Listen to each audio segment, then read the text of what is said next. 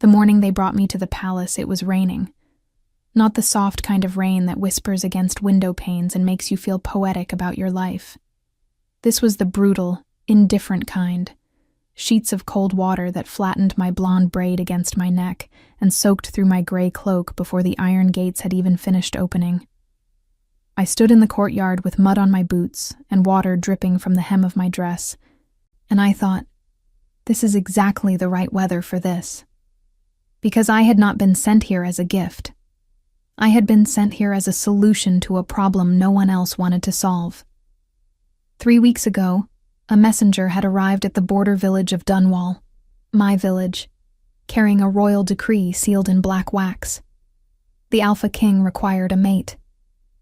The selection had been conducted across all 11 packs of the Northern Territory, and after every family of standing had submitted their daughters for consideration, after every pretty face and strong bloodline had been assessed and catalogued and found acceptable, the King's Council had made their final declaration.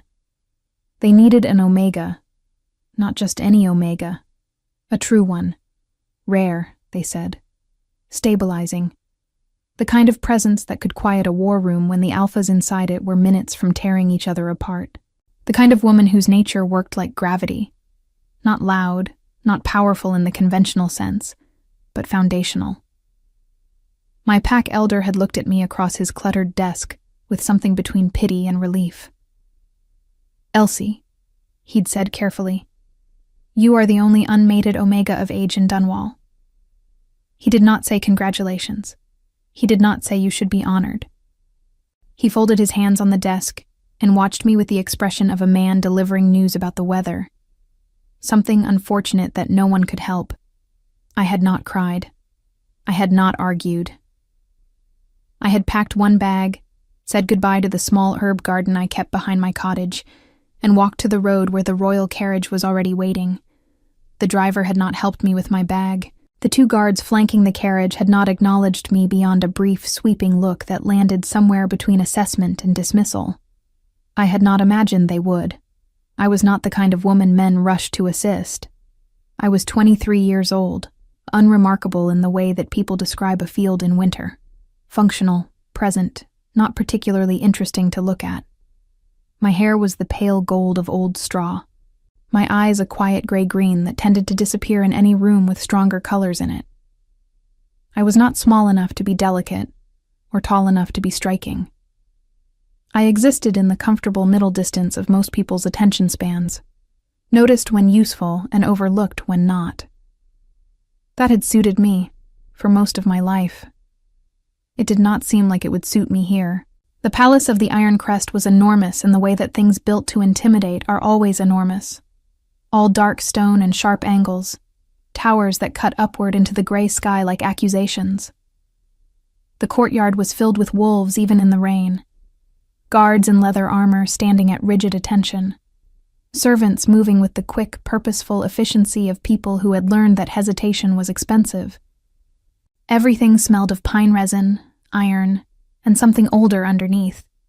An ancient alpha dominance that pressed against my Omega nature like a hand flat against my sternum. I breathed through it. I kept walking. A woman met me at the top of the stone steps. She was perhaps 50, with silver-streaked hair pulled back severely, and the kind of posture that suggested she had been born standing at attention. She looked at me with sharp dark eyes, and did not bother disguising her assessment. "You are Elsie of Dunwall," she said. It was not a question. "Yes." "I am Myron, head of the king's household." She paused. Her gaze moved over me once more, the wet cloak, the muddy boots, the single bag. Something shifted in her expression. Not cruelty exactly, but not warmth either. "You were not what the council described." I tilted my head slightly. "What did they describe?" Marin's mouth pressed into a thin, complicated line. "Someone less.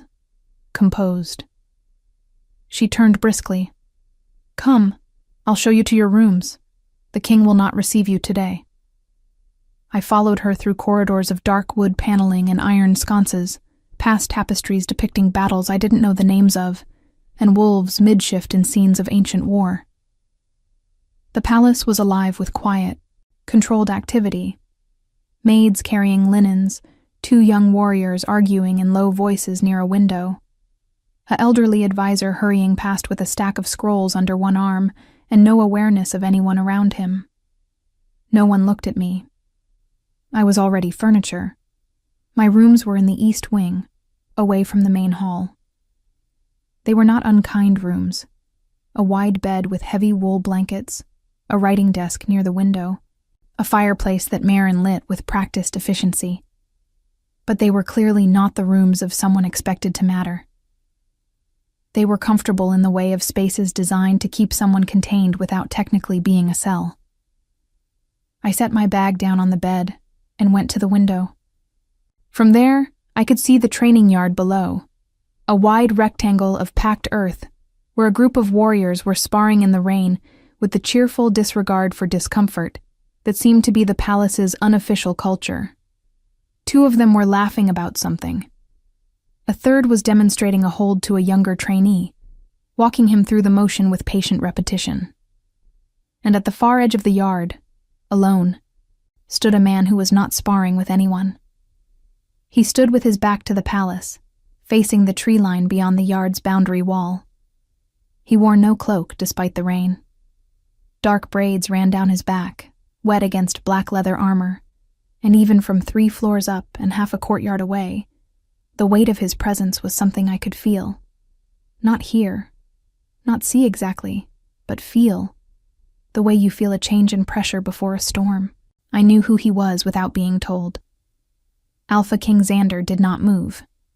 He stood absolutely still in the pouring rain, staring at the tree line, and something in the set of his shoulders, the precise, rigid containment of them, made my chest do something unexpected. He did not look like a man who had won. He looked like a man standing at the edge of something he couldn't cross. And then, as if he'd heard that thought, he turned.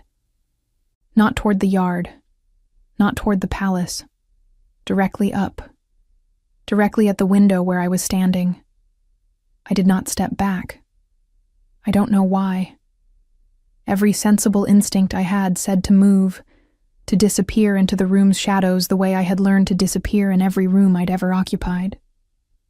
But I stood there in the gray window light with my wet braid over one shoulder and my hands still at my sides.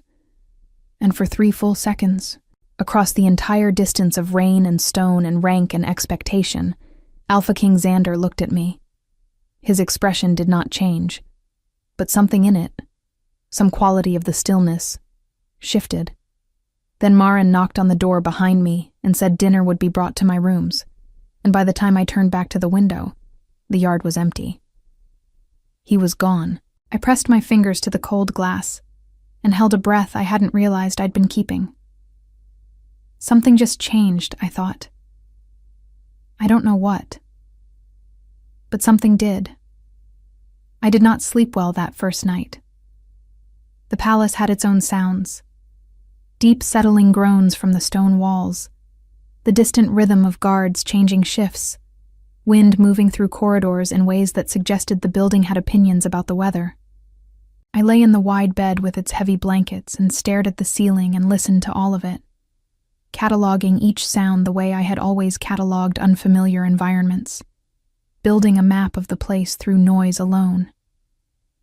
Back in Dunwall, my cottage had been small enough that I could hear everything from anywhere. Rain on the roof, the neighbor's dog, the particular creak of my front door that told me exactly how hard the wind was blowing. Here, the scale was different. The silence between sounds was longer, heavier. The palace did not breathe the way a small house breathed. It kept its secrets in its walls, and only released them in fragments, late at night, when it thought no one was paying attention. I was always paying attention. By the time gray dawn light began pressing through the curtains, I had given up on sleep entirely. I dressed quietly, braided my pale hair, and slipped out of my rooms before any servant arrived to manage me. The corridors were nearly empty at that hour.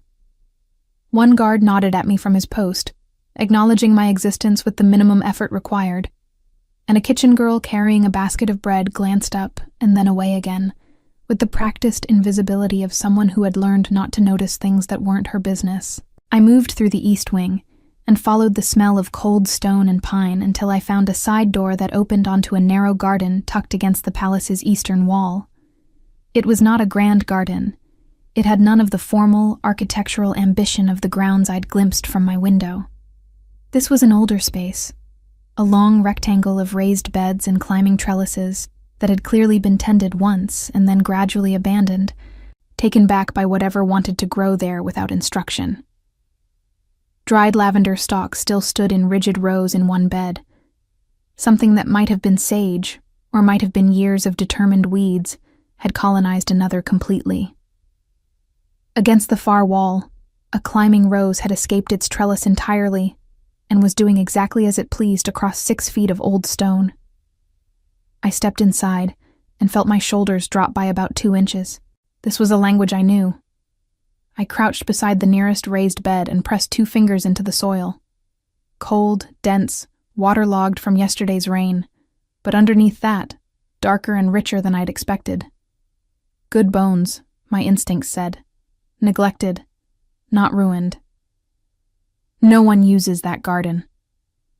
The voice came from behind me, and I stood up faster than I intended, turning with my heart doing something undignified against my ribs. A young man leaned against the doorframe I'd just come through, perhaps 19, lanky in the way of someone still growing into his height, with a guard's uniform that fit him slightly too loosely, and dark hair that fell over his forehead with cheerful disregard for formality. He had an open, curious face, and the relaxed posture of someone who hadn't yet learned to be guarded around strangers. "Hasn't been touched in about 3 years," he continued, nodding at the garden, "since the head groundskeeper retired and no one replaced him properly." "I noticed," I said. He studied me with uncomplicated interest.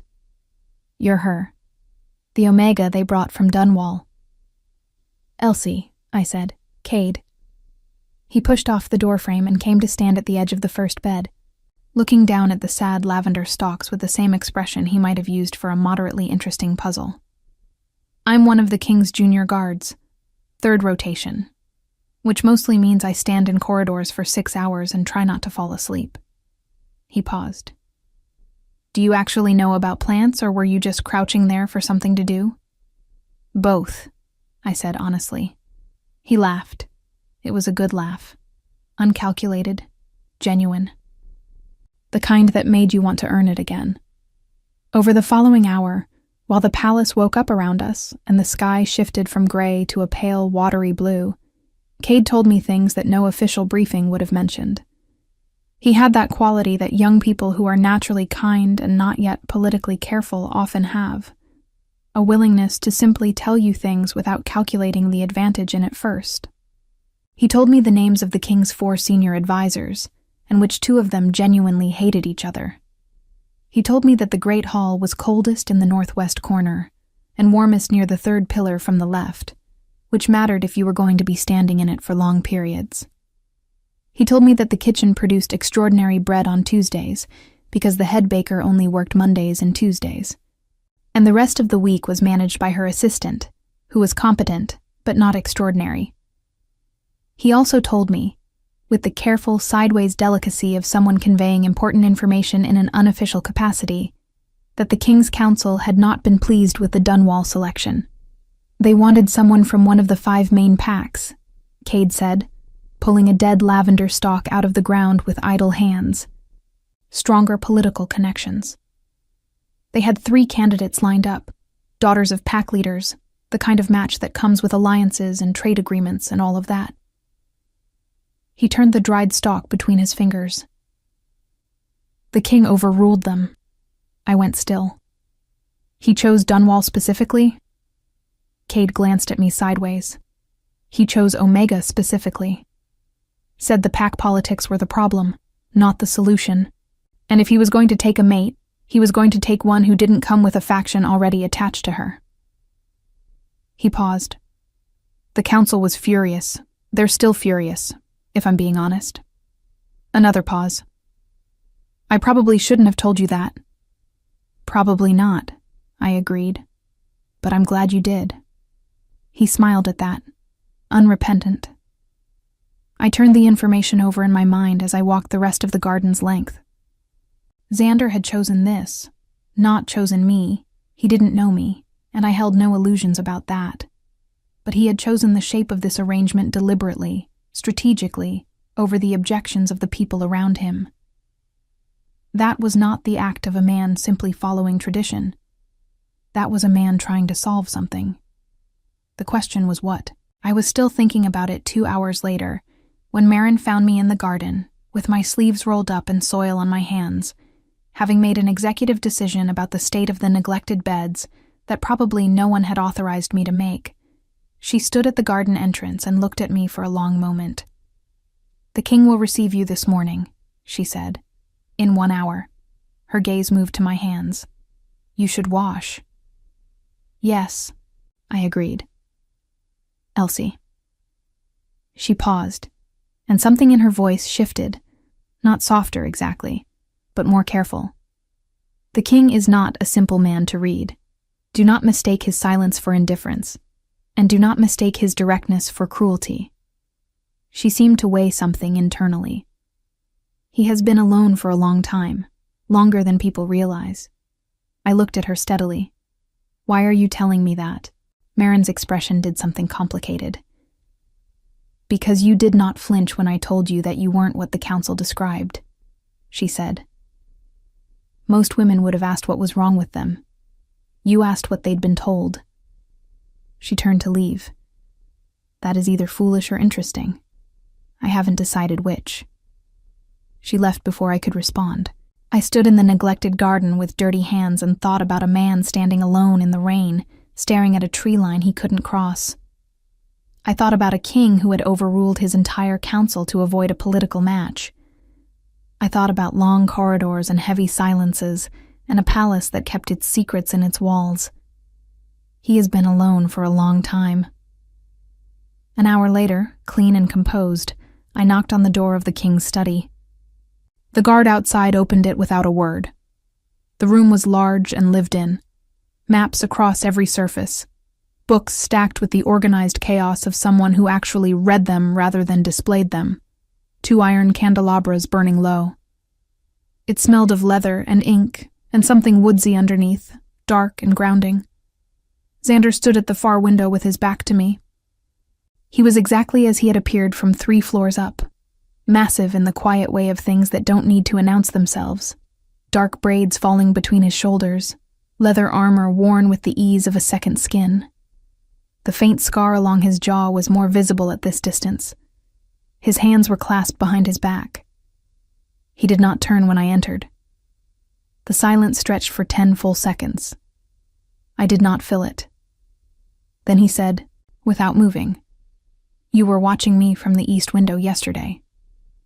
His voice was low and unhurried. Not a question. "Yes," I said. Another silence. Then he turned. His eyes were a pale, startling blue, the kind of blue that exists in deep winter, right before dark. They moved over me with an assessment that was different from every other assessment I'd received since arriving, not cataloging my adequacy, not measuring my usefulness. Something more considered than that. Something that seemed to be looking for a specific answer to a specific question. Whatever he found, or didn't find, made something in his jaw tighten almost imperceptibly. "You're not afraid of me," he said. It was not a compliment. It was an observation, delivered with the faint quality of someone noticing an anomaly they hadn't accounted for. "Should I be?" I asked. The pale blue eyes held mine for a moment that felt considerably longer than it was. "Everyone is," he said simply. He did not invite me to sit. I sat anyway, not defiantly. I want to be clear about that. I chose the chair nearest the window with the same quiet practicality I would have chosen it anywhere else, because my feet hurt from standing on stone floors since dawn, and because nothing in my body believed that remaining upright while he decided what to make of me would improve either of our situations. I folded my hands in my lap and waited with what I hoped was the expression of someone who had simply made a reasonable decision about furniture. Xander watched me do this. The silence that followed was different from the first one. Less testing, more uncertain. Like he had prepared for several versions of this meeting and I had just introduced a variable that wasn't on his list. "You came from Dunwall," he said finally. He moved from the window to the desk, not sitting behind it, but standing at its edge with his arms crossed, unconsciously defensive, I noted, for a man who was supposedly feared by everyone in his kingdom. "Yes. Small pack. Border territory." He glanced at a document on the desk. My file, presumably, thin as it was. "No political ties. No family alliances of consequence." "Correct. You're a healer. Among other things." I paused. "I also keep a garden, manage accounts reasonably well, and can identify 37 varieties of edible plant by smell alone, which has been more useful than you might expect." I kept my voice level. "I'm told the council found my qualifications underwhelming." Something shifted at the corner of his mouth. Not quite a smile, but the ghost of one, present for about half a second before discipline extinguished it. "The council finds most things underwhelming," he said. "It's their primary function." I looked at him directly. "Why Dunwall? Why an Omega with no connections?" He was quiet for a moment. The low candles in the room shifted in a draft from somewhere, throwing the angles of his face into brief contrast. The strong jaw, the careful eyes, the faint weariness that lived underneath the controlled exterior like water under ice. "Because I'm tired," he said, "of every person in this palace having a reason to be here that has nothing to do with me." It was the most honest thing I had heard since arriving. It landed in the room with a particular weight, the way very honest things do, taking up more space than their words should, filling the quiet around them with resonance. I did not look away from him. That's a lonely way to run a kingdom. He said nothing, but the muscle in his jaw moved. "I should tell you," I continued, "that I have no intention of pretending. I don't know you. You don't know me. Whatever the council or the decree or the tradition requires us to be, I think we'd both be wasting each other's time performing it." I kept my voice even, unhurried, the same tone I used when I was explaining something difficult to a frightened patient back in Dunwall. "I'm willing to be here honestly, if that means anything to you, but I won't be a decoration." The pale blue eyes studied me for a long moment. "You're not what I expected," he said.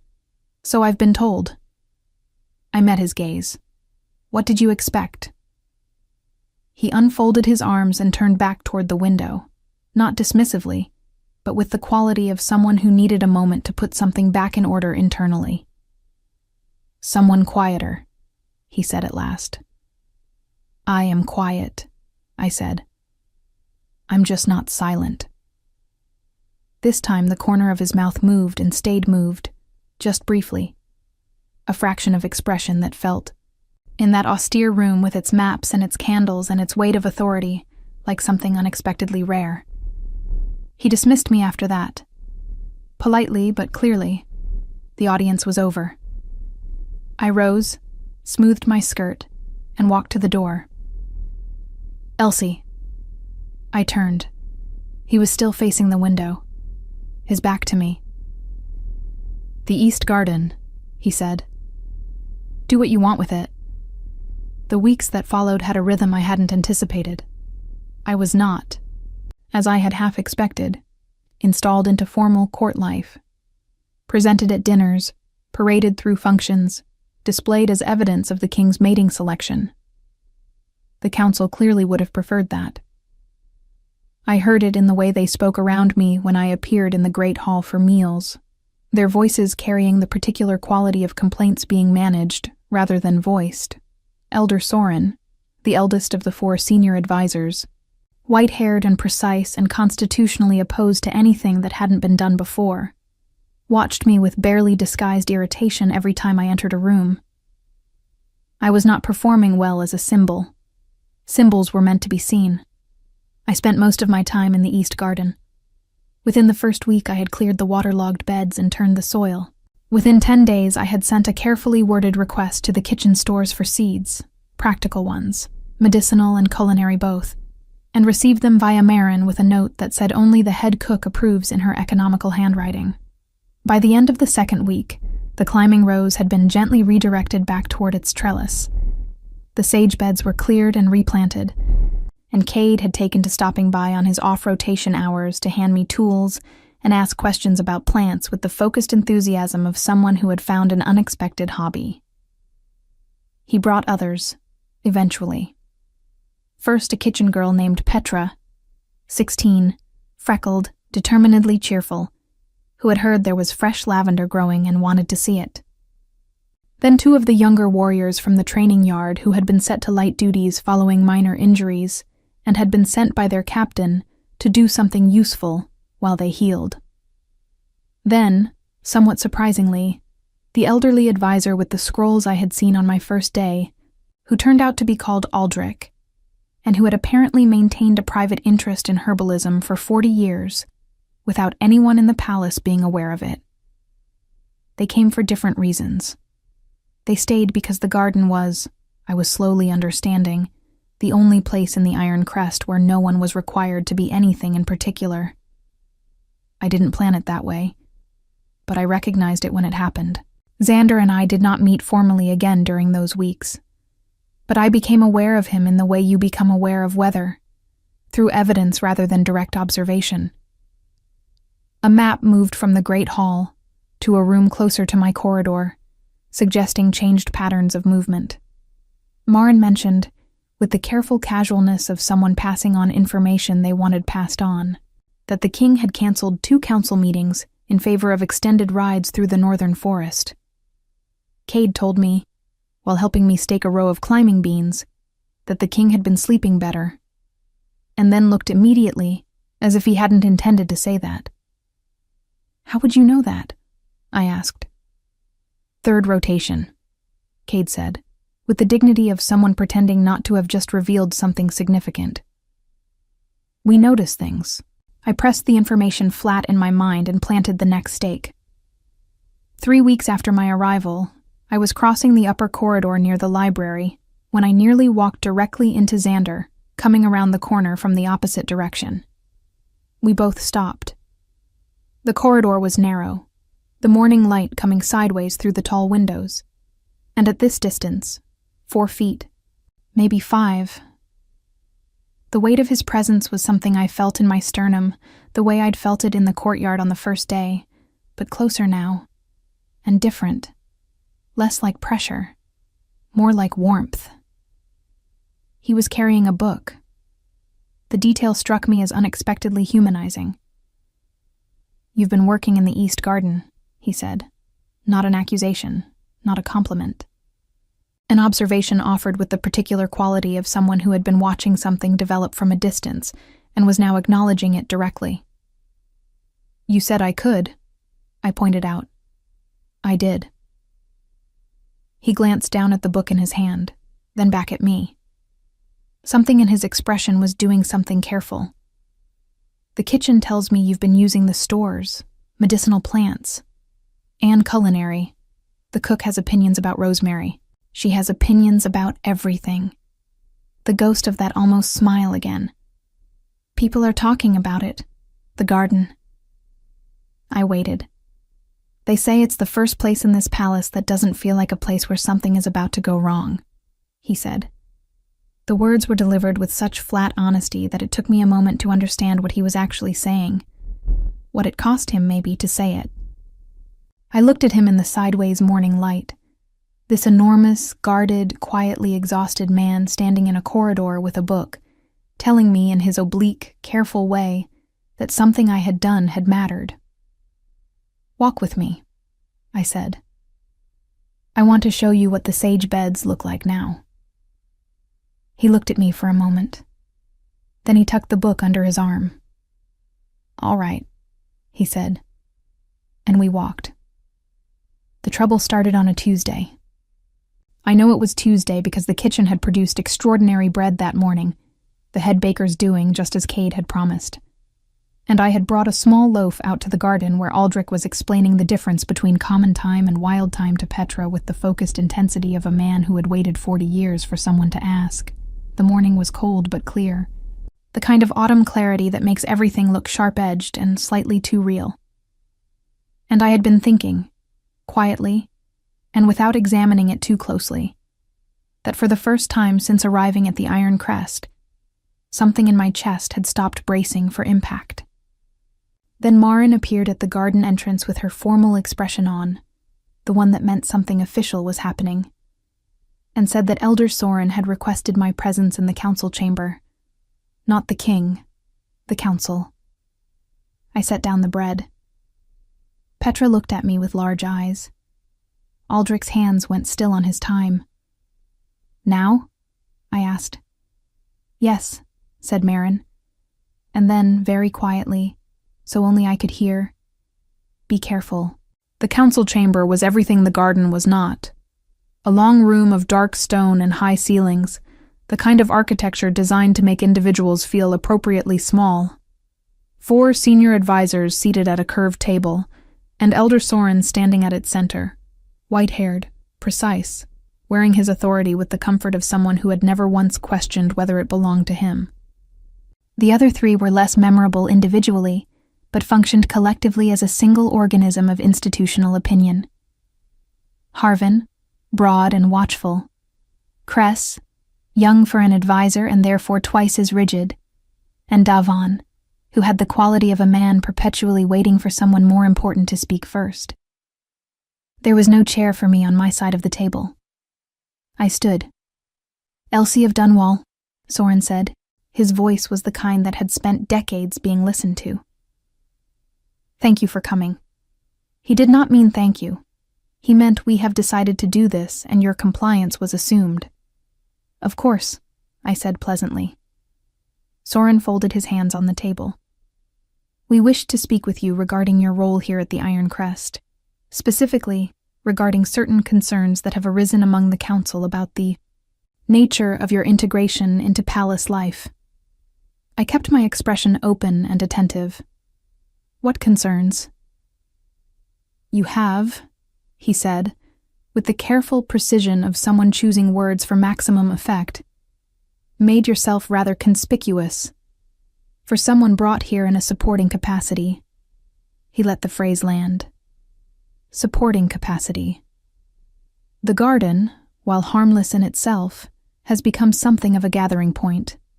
Palace staff, junior guards, members of the advisory staff. He glanced at the table. At Aldrich's empty chair, I realized. It has created an informal social structure that was not sanctioned. People enjoying a garden, I said. People congregating outside of established channels, Soren corrected. In a palace where hierarchy and structure maintain order, informal structures create complications. He paused. Additionally, it has come to our attention that you have had private meetings with the king. I walked with him once, I said. In the garden I was given permission to maintain. He invited himself. Soren's eyes sharpened. The king's time and attention are significant resources. It is the council's responsibility to ensure they are directed appropriately. He leaned forward very slightly. You must understand, Elsie, that the role you were brought here to fill is a specific one. Stabilizing. Quiet.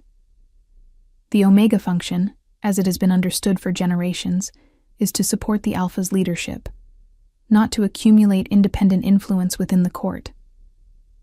There it was.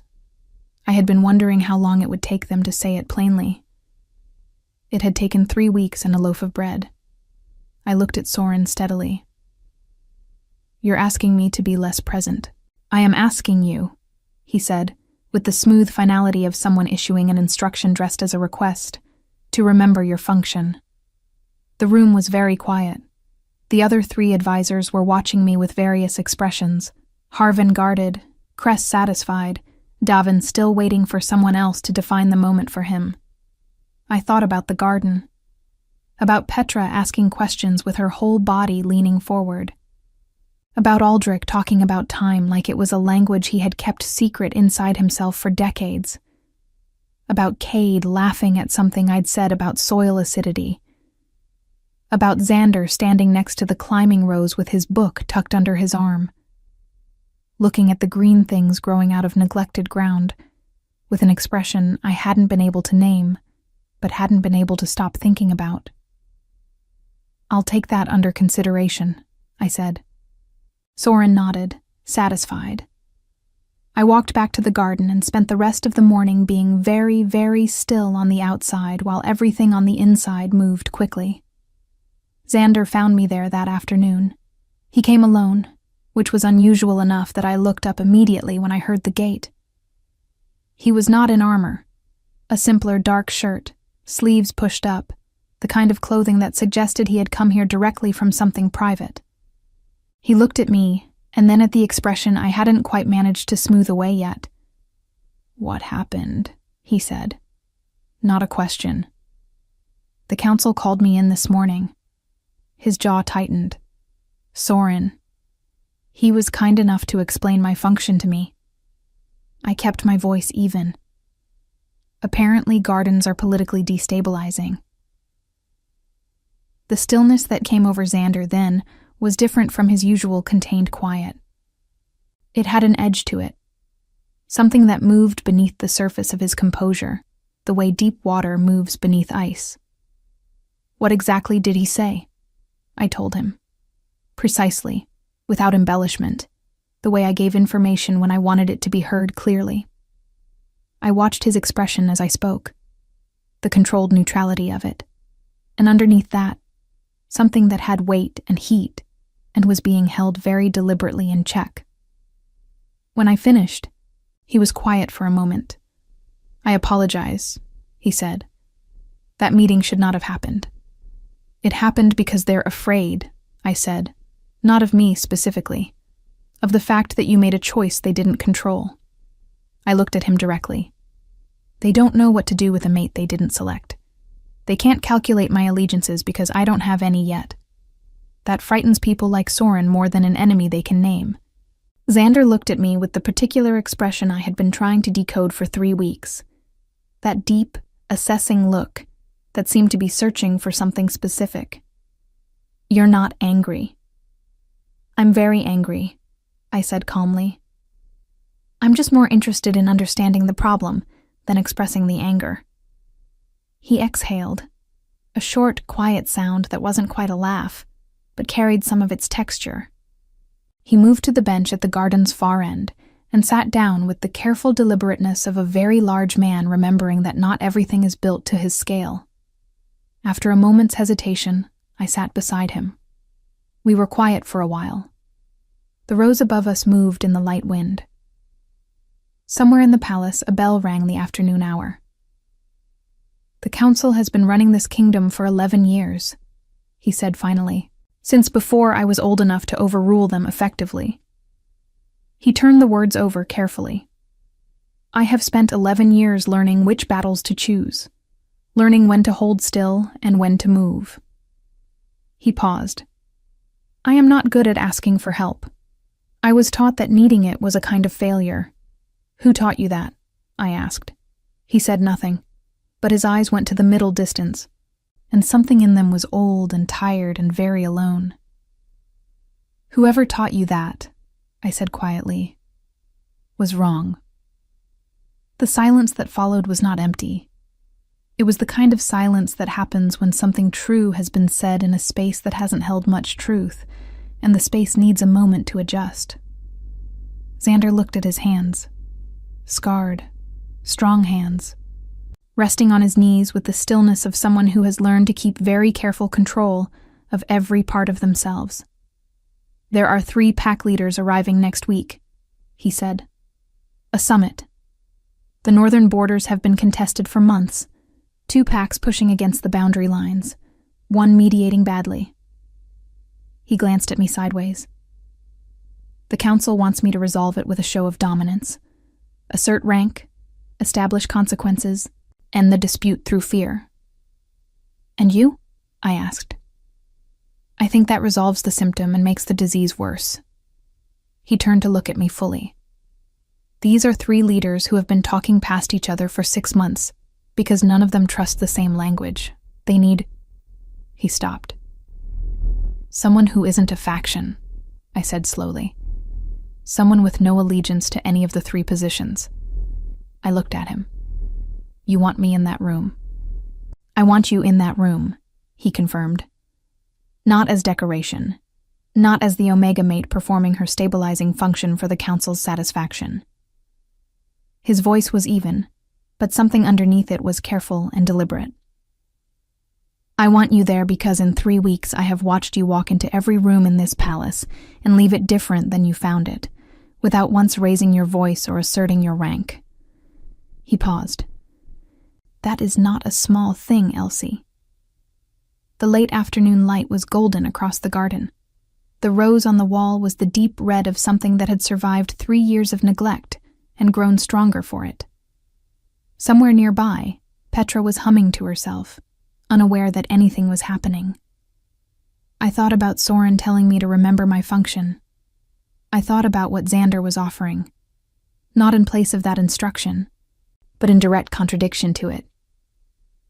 All right, I said. He exhaled again, that quiet, almost laugh, but longer this time, more like relief. They arrive Thursday, he said. Then I have 2 days to learn everything about them, I said. I'll need files. Whatever the council has. And Aldrich, he's been here long enough to know things that aren't written down. Xander looked at me with something in his expression that had no guard over it at all. Just for a moment. Something open and startled and oddly young. You're already planning, he said. I'm always planning, I said. I'm just usually doing it quietly enough that people don't notice. This time, the smile arrived completely. The 3 pack leaders arrived on a gray Thursday morning with their retinues and their grievances, and the particular energy of men who had been angry for so long, they had forgotten what the original argument was actually about. I watched them arrive from the upper corridor window, the same window where I had first seen Xander standing in the rain. Alpha Brennan of the Northfall pack came first. A broad-shouldered man in his 50s, with a silver-streaked beard and the careful, deliberate movements of someone managing a temper he had long since stopped pretending wasn't there. Behind him, Alpha Cormac of the Ridgeline pack, younger, sharper, with the restless energy of someone who had something to prove and hadn't yet figured out to whom. And last, Alpha Wren of the Greywood, the mediator, a lean woman of 40 with watchful eyes and the exhausted expression of someone who had been trying to hold 2 walls apart with her bare hands for 6 months. I had spent 2 days reading everything Aldrich could find and listening to everything he couldn't write down. The dispute was territorial on the surface. Boundary lines, grazing rights, a river crossing that both Northfall and Ridgeline claimed. But underneath that, underneath all of it, was something simpler and harder to resolve. Brennan felt disrespected by a decision made 2 years ago that had never been properly acknowledged. Cormac had inherited his position from a father who had made promises Cormac couldn't keep without losing face. Wren had been trying to resolve it without understanding that the problem wasn't the boundary lines at all. It's a grief problem, I had told Xander the night before, sitting in the library with Aldrich's files spread across the table between us. Brennan lost something, status, recognition, and he has been waiting 2 years for someone to acknowledge it. Cormac is drowning in his father's legacy and can't admit it. Wren is mediating the wrong conflict. Xander had looked at me across the table. The candles were low. Outside, the wind was moving through the courtyard. And how do you resolve a grief problem? You name it, I said simply. In a room where it's safe to be named. He had been quiet for a moment. The council will hate that approach. The council's approach hasn't worked for 6 months, I said. The summit meeting was held in the Great Hall, which Marin had arranged with the formal precision the occasion required. The long table, the carved chairs, the iron candelabras. Elder Soren and his council sat along one side. The 3 pack leaders and their seconds sat along the other. Xander sat at the table's head, in the high-backed chair that was not quite a throne but functioned as one. I sat beside him. Soren's expression when I took that seat was a study in controlled displeasure. He had expected me in the background, present as a formality, silent as a piece of furniture. I had chosen the chair to Xander's right, with the same quiet practicality with which I had chosen every chair since arriving, and I folded my hands on the table and looked at the 3 pack leaders with the open, attentive expression of someone who was genuinely interested in what they were going to say. Alpha Brennan noticed me immediately. His eyes moved to me with the assessing quality of a man recalculating the room's dynamics. Cormac looked at Xander with barely concealed challenge. Ren looked at me with something more like curiosity.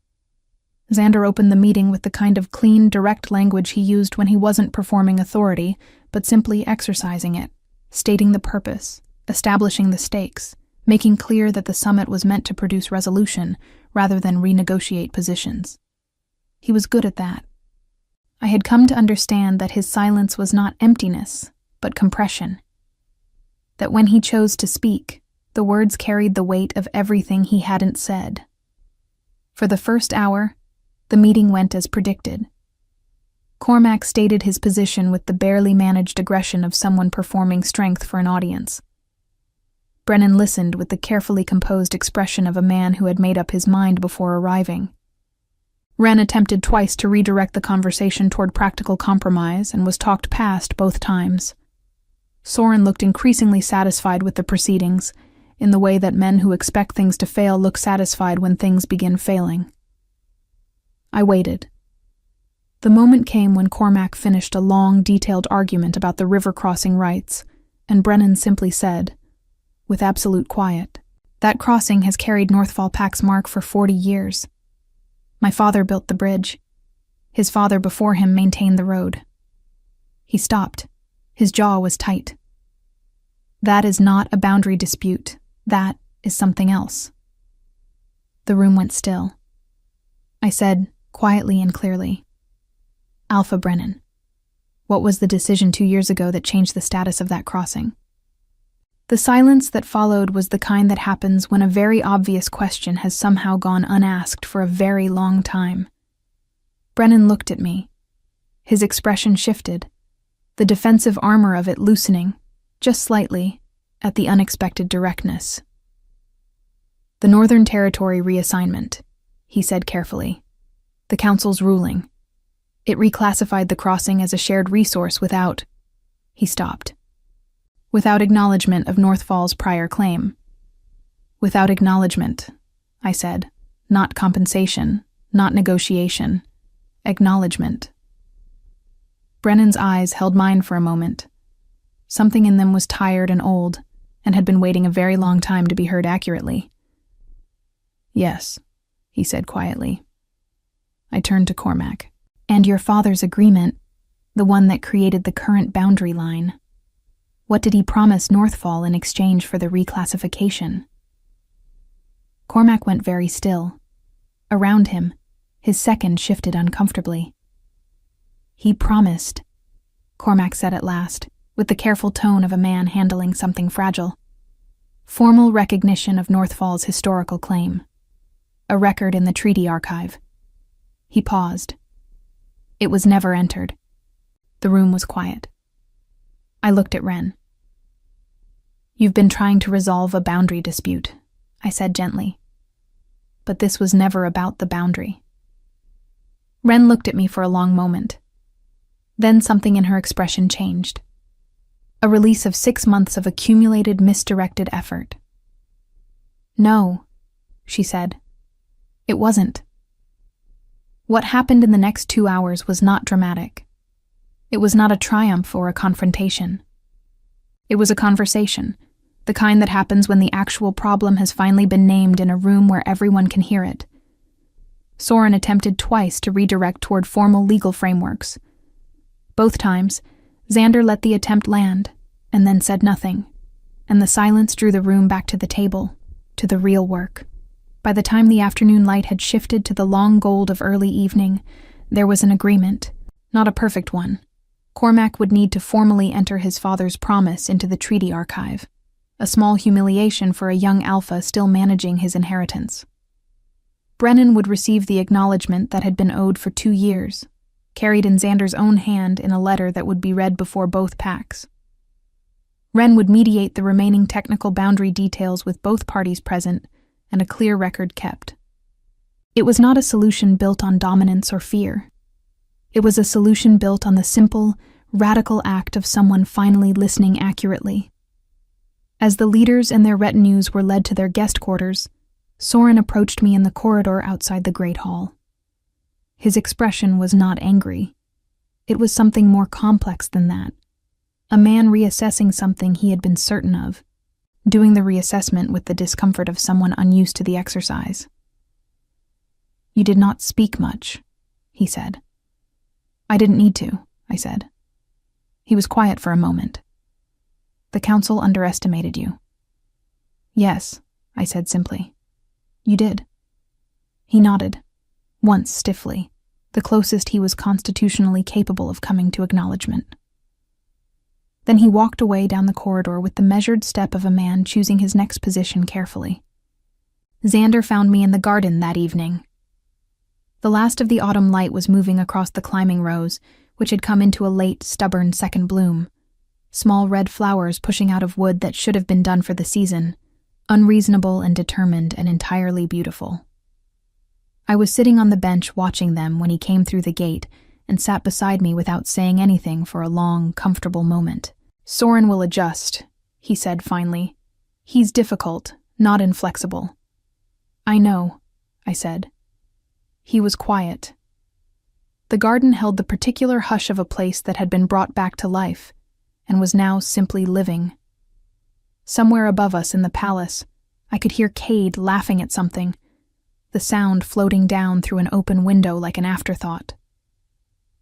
"I have been thinking," Xander said, "about what you said, that whoever taught me that needing help was failure was wrong." I waited. "My father," he said. Simply and without elaboration, the way people state things they have carried for a long time and have finally decided to put down. He was a good king and a difficult man, and he died before I was ready. He looked at his hands. I have been running this kingdom the way he ran it, alone at the center of it, making every decision from a position of absolute isolation. He paused. It was the only model I had. "And now?" I asked. He looked at me. In the fading evening light, the pale blue of his eyes had shifted to something warmer, the color of sky just after sunset, the last brightness before dark. The scar along his jaw, the lines of tiredness around his eyes, the enormous, careful, slowly unlocking quality of him. I had been watching all of it for nearly a month, and I understood it now the way I understood the garden, not as a problem to be fixed, but as something with its own nature, its own rhythms, its own stubborn will to keep growing in whatever light was available. "Now," he said quietly, "I have a different model." I held his gaze. Something in my chest had stopped bracing a long time ago, I realized. I hadn't noticed exactly when it happened. "The rose came back," I said, nodding toward it. "It shouldn't have. It's too late in the season. But it did anyway." Xander looked at the small red flowers for a moment, then back at me. "Things that have survived neglect," he said slowly, "tend to be stronger than things that were always tended." I smiled at that. We stayed in the garden until the light was entirely gone, talking. Not about the summit or the council or the border disputes or the weight of kingdoms. About his father's library and the books he'd actually read, versus the ones he'd displayed. About Dunwall in winter, the way the border frost came in off the mountains and turned everything silver and silent. About Aldrich and his secret 40 years of herbalism, and the expression on his face the first time I'd asked his opinion about soil. About small things and honest things and the kind of things that two people say when they have stopped performing for each other and are simply present. At some point, without either of us marking it, his hand had found mine on the bench between us. Not dramatically, not as a declaration. Just a quiet, certain arrival. His scarred fingers over mine in the dark, steady as the ground. I did not pull away. In the weeks that followed, the Iron Crest changed in the slow, undramatic way that things change when their foundations shift. Soren adjusted, as Xander had predicted, cautiously, with the dignity of a man who had decided that adaptation was preferable to irrelevance. The summit agreement held, and then produced 2 further agreements between packs who had watched the Northfall resolution and decided that the new approach was worth attempting. The garden expanded into a second set of beds along the southern wall. Petra began a hesitant apprenticeship in medicinal herbs that she attacked with focused, freckled determination. Aldrich finally submitted a formal proposal for a palace herbery that had been sitting in his desk, half-written, for 11 years. Cade was promoted to second rotation. He informed me of this with a formality that lasted about 4 seconds before dissolving into the good, uncalculated laugh. And Xander and I built something in the careful, unhurried way that things are built to last. Conversation by conversation, evening by evening. The slow accumulation of honesty between 2 people who had both spent too long alone in the center of their own lives. There was no single moment of declaration, no dramatic turning point. There was instead the gradual, certain understanding that we had become necessary to each other in the way that ground and root are necessary. Not by force, not by arrangement, but by the quiet logic of 2 things that had found their right relationship and grown into it completely. The night Xander formally acknowledged me before the full court, not as the Omega brought from Dunwall, not as the mate the council hadn't chosen, but as his partner in the full weight of that word.